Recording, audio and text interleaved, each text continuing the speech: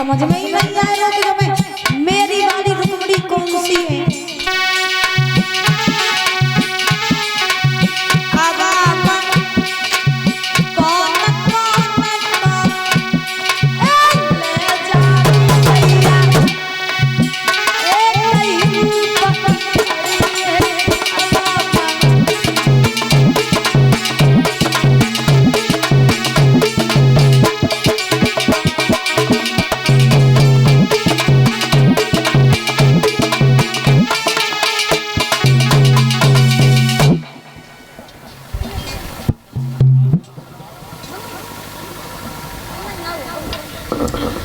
भगवान कन्हैया ने जवाब दिया कि इतनी सब लड़कियों में हम किसे किसे अपने साथ में ले जाएं। उसी समय परीक्षित महाराज आज हुआ ऐसा कि रुक्मिणी जो रहे बेहद चतुर रहे। सो रुक्मिणी से पहले तो गौरी माँ को पूजन करवे काजे गई। गौरी माँ का पूजन करने के बाद में लौट करके आई। और देखो एक बात मेरी ध्यान रखना, हमने ये देखा है कि बहुत से लोग मंदिर में जाते हैं महाराज तो ये कहते हैं कि मेरा पति बहुत बड़ो धनवान हो मिल जाए।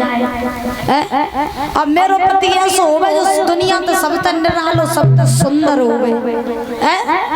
तो ध्यान रखना ये बात मेरी गांठ बांध लेना कि जब भी मंदिर में जाओ तो भगवान से ये कहा करो, हे नाथ, हे माँ, अगर तुम मुझे कुछ देना चाहती हो तो मुझे सुंदर नहीं चाहिए, धनवान नहीं चाहिए, लेकिन जो चरित्र से सुंदर हो, जिसके गुण सुंदर हो, जिसके आचरण सुंदर हो, वही मेरा पति बन जाए। अगर तुम सुंदरता दिखी और रुपया पैसा दिखी हो तो सब जिंदगी दुख ही दुख मिलेगी। जो ध्यान रखिए, सुन रही हो? बोली गोविंद भगवान की। श्री सुखदेव जी समझा रहे हैं राजन परीक्षित। रुक्मिणी गौरी माँ का पूजन करके बाहर निकली। सो रुक्मिणी होशियार रहे। रुक्मिणी सोचने लगी कि कन्हैया ने हमें कभी देखो है नहीं तो बे हमें पहचाने कैसे। तो रुक्मिणी जौन हाथ में कंगन बांधे रहे शादी वालों, सो कोई कंगन वालों हाथ उठाए उठाए के अपनी सहेलियों से बातें करने लगी। और का बोली, बहना जब बताइए जसेना किनकी लगी। रुक्मिणी की सहेलियां बोली जसेना लगी तेरे भैया रुकुम की। रुक्मिणी बोली बहना ने बताइए जसेना किनकी लगी। बोली जसेना लगी तेरे होने वाले पति शिशुपाल की। और जो कंगन वालों हाथ उठाओ तो भगवान ने देखो है जय रुक्मिणी है। सो महाराज रथ रुक्मिणी के पास में खड़ा कर दिया। और रुक्मिणी के पास में जैसे ही रथ खड़ा किया तो रुक्मिणी बोली कौन हो तुम। भगवान बोले कृष्ण।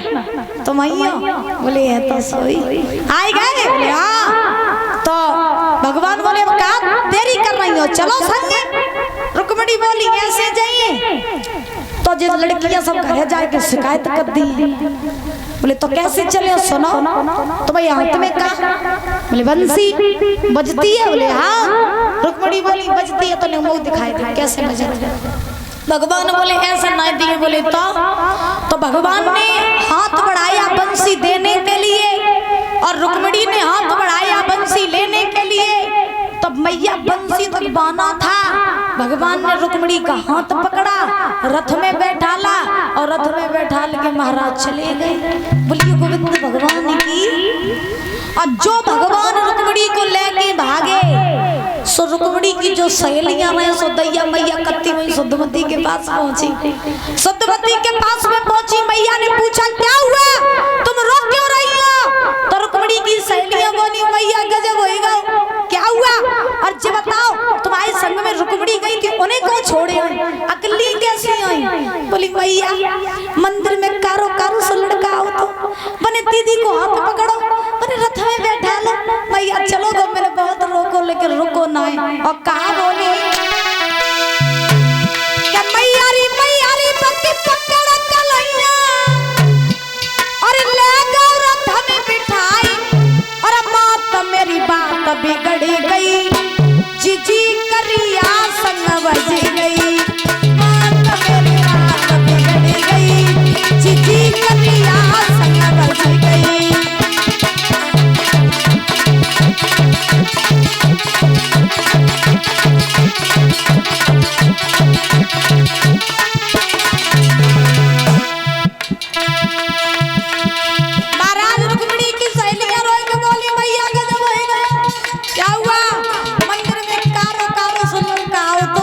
जिज्जी को हाथ पकड़ो, मैंने रथ में बैठा लो, चलो गो। मैंने बहुत रोको लेकिन रुको ना, सुनो। अरे मैयारी मैयारी पकड़ कलैया, अरे ले जा रथ में बिठाई, बात मेरी बात बिगड़ गई, जिज्जी करिया संग बज गई, बात मेरी बात बिगड़ गई, जिज्जी करिया संग बज गई।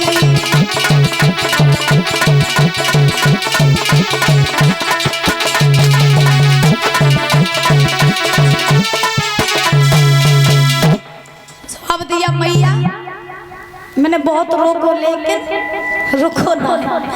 अब तब तक रुकुम आ गया और जैसे ही महाराज रुकुम आया तो रुकुम ने जब लड़कियों की बात को सुना तो रुकुम समझ गया कि जो काम और काऊ करना सिर्फ कन्हैया को ही है। सो रुकुम दौड़ के शिशुपाल के पास में पहुंचा और शिशुपाल के पास में पहुंच करके जवाब दिया, लला तुम तो यो क्यों नो ठाड़े रहो, दूल्हा बने रुकमणी पर चली गई। हमने तुमसे तो वही कही थी कि होशियारी से आइयो, सतर्क रहियो, सावधान रहियो, लेकिन तुमने एक बात नहीं मानी। अब ठाड़े रहो, बहुत धरे, बिटिया तो चली गई। अब तो महाराज रुकुम अपनी सेना लेकर के भाग खड़ा हुआ। भागते भागते भागते भागते एक जंगल में जाकर के रुकुम ने भगवान के रथ को घेर लिया। जब रुकुम का रथ, रुकुम ने भगवान श्री कृष्ण का रथ घेरा है जंगल में, तो रुक्मिणी घबराई गई। अब जब रुक्मिणी घबराई तो रुक्मिणी सोचने लगी कि भैया आएगा वो है रुकुम, और अगर रुकुम भगवान कन्हैया से लड़ गया तो भगवान है हल्के और भैया है जबर, इनकी पेश कैसे जाइए। रुक्मिणी ने भगवान कन्हैया से कहा, नाथ तुम्हें साले साहब आए गए ससुराल पे, हाँ तो लड़ियो भिड़ियो ना और मेरी बात मानियो कि तुम जैसे हो सके प्रेम से ही बात बना लियो, लड़ने की कोई जरूरत नहीं है। और तुम अगर लड़े गए तो तुम्हें अड्डी को श्रोमा बन जाए तो चुप ही रही। हाँ मेरी बात सुनो। और रुक्मिणी बोली है प्रभु से कि मेरो भैया जबर तुम हल्के और ठहर जाइयो।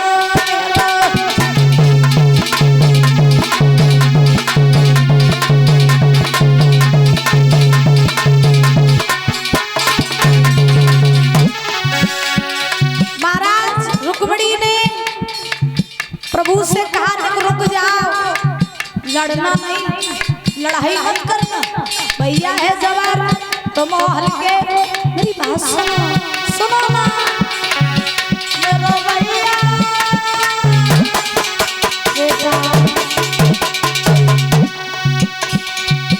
मेरो भैया जबर तुम हल्के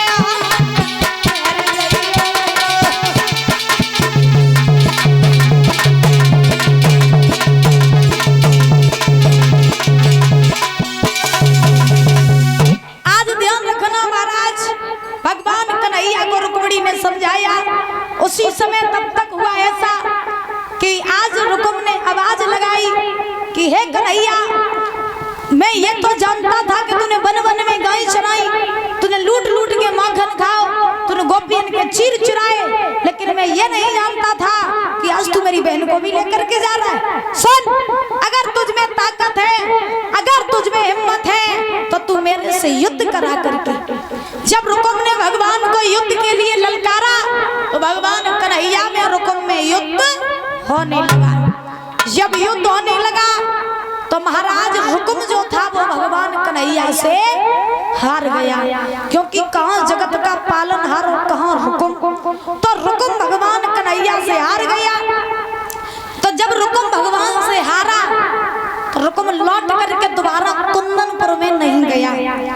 इसने एक भोजकट नाम की नगरी बसाई जो आज भरथना के नाम से प्रसिद्ध है। भरथना के नाम से जो नगरी प्रसिद्ध है, ये पहले भोजकट नाम की नगरी थी। ये नगरी परीक्षित महाराज रुकुम की बसाई हुई नगरी थी। अब रुकुम वहां पर लौट करके चला गया। तब तक बलराम जी अपनी सेना लेकर के आए भगवान कन्हैया के पास जंगल में। अब भगवान ने बलराम जी को देखा तो भगवान घबरा गए, बोले अब तो भैया आएगा, अब तो आफत आएगा। हमने भैया से जग गई थी कि हम पंडित जी को छोड़न जा रहे और हमारे संग में जो रुक्मिणी और है तो आफत ही आफत है। तो अब बलराम जी ने कन्हैया से कहा, लला जब बताओ, हमने तुमसे जगई थी कि तुम पंडित जी को छोड़े आइए। हमने तुमसे जगई थी कि तुम पंडित जी को छोड़े आइए। लला पंडित जी को कहाँ छोड़े आए हो, जब बिटिया किनकी ले आए, कहाँ से ले आए? अब बलराम जी ने भगवान से पूछा क्या कहाँ से और ले आए मोहन सोगर नारियल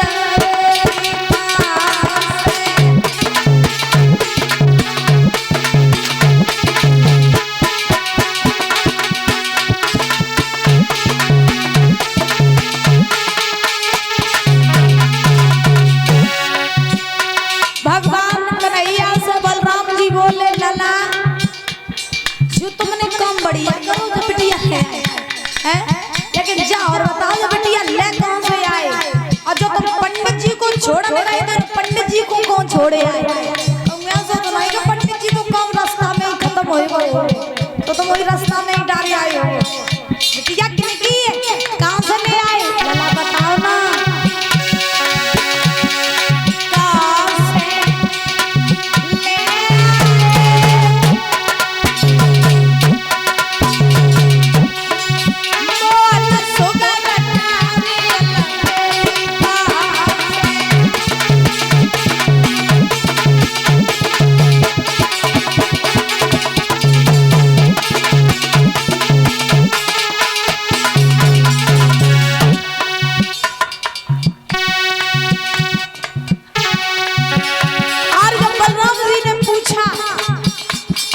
भगवान बोले, भैया तुम पूछ रहे हो बिटिया किनकी है, तो बलराम जी बोले हम जानना चाह रहे हैं कि किनकी बिटिया। सुनो लला,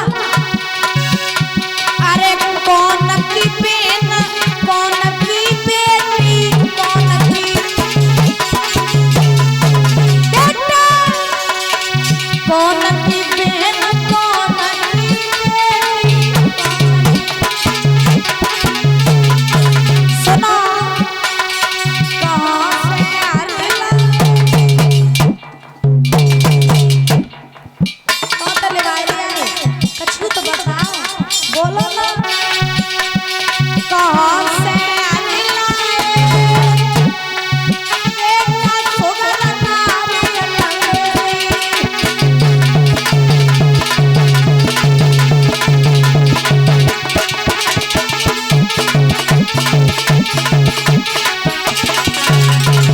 भगवान कन्हैया बोले, सुनो अगर तुम जानना चाह रहे हो ना कि किनकी बिटिया कहाँ से ले आई, सुनो। अरे रुकुम की बहन भी समझी लाड़ो,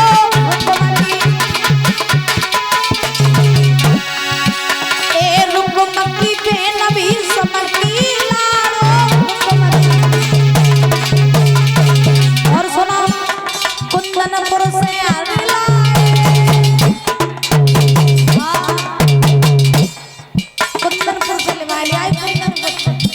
बड़ो बढ़िया काम करो तुमने। कुंदनपुर से भैया सुगर नारियल लगेरी